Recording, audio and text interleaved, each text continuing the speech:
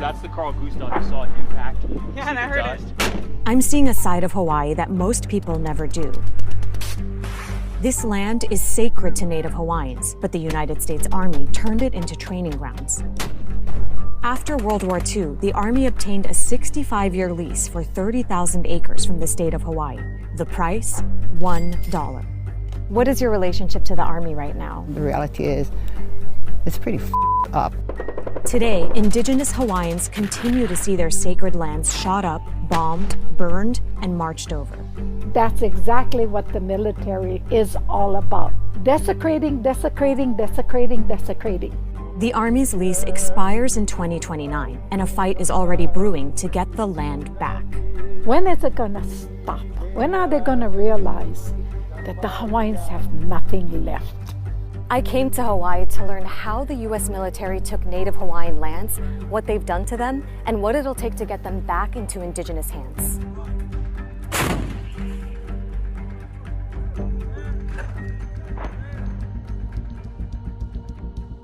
I'm on the Big Island in Hawaii, and we're about to get rare access inside the Pohakuloa training area.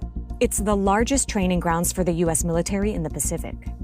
The size of Pohakuloa training area is 210 square miles, which is, for comparison, almost exactly the size of Guam. Lieutenant Colonel Kevin Cronin is the commander of the Pohakuloa training area, or PTA. What PTA provides is the training opportunity to reach the highest levels of readiness. And you can do that at PTA because of its size. To train on these types of munitions, you need room, and PTA has that. Native Hawaiians, also known as Kanaka Maoli, have used this land for at least 8 centuries. But following World War II, the Army started training here. Since then, they've dropped bombs from planes, launched rockets from helicopters, shot targets with mortars and artillery, and left behind unknown amounts of unexploded ordnance, meaning bombs or ammunition that didn't detonate after they were fired. Commander Cronin brought me to the live fire range to show me what the Army does at Pohakuloa. Tell me what we just heard right now, what we're seeing. The units on the ground training are practicing their techniques and procedures for when they encounter the enemy. There's another one. This happens every day? It happens not necessarily every day, but pretty regularly. It must be a big task to go in and clean all that up. So for the impact area where we're firing now, we let that be. Oh, it's never cleaned? The impact area is left as it is when we fire in there, and that's for safety reasons.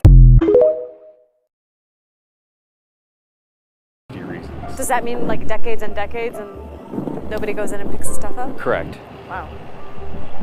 To understand how the U.S. military became so entrenched in Hawaii, we have to go back to the 19th century. That's when the U.S. military began occupying island nations in the Pacific to establish itself as an imperial power in Asia. At the time, Hawaii was a sovereign kingdom, but in 1893, the U.S. military helped Anglo sugar plantation barons illegally overthrow Hawaii's Queen Liliuokalani. 5 years later, the U.S. annexed Hawaii, and the military's footprint on the island chain began to grow. During World War II, Hawaii's position in the Pacific made it crucial to U.S. military strategy.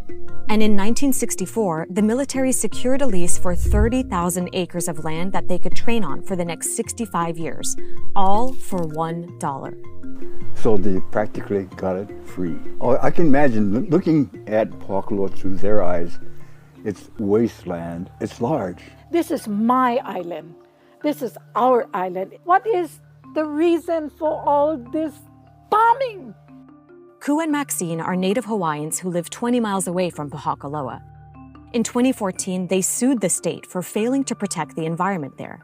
We suspected that there was very little inspections going on. At trial, we found out in 50 years, they had inspected the place 2 times, except that one of the reports was completely blank. So it ended up being one inspection in 50 years. In 50 years. How often were they supposed to be inspecting? They should have inspected at least 25 times, but no, only 1 time. In 2018, a Hawaii federal judge actually sided with them, saying that the state failed to malama aina, using the Native Hawaiian words for land stewardship. He also ordered the army to clean up its mess of bombs. In 2029, when their lease is supposed to be terminated, they're supposed to have the place all cleaned up. Well, I think they're going to tell us they're not able to clean up because it's too dangerous to clean up. Then that's what they're going to do. If we can't get that land, you're not going to get the land, Hawaiians. Oh yeah? We'll see. The military says they need to keep training in Pohakaloa for national security. What's your response?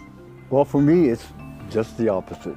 Instead of them being here to protect us, actually we become part of the target. We're expendable. The military train people on 130-something thousand acres. You send them to war, and half of them come home dead and without limbs. So how is it efficient? I lost 2 brothers in Vietnam. And this is why I'm here. So I swore I will fight the military no matter what because of my 2 brothers. So what's important?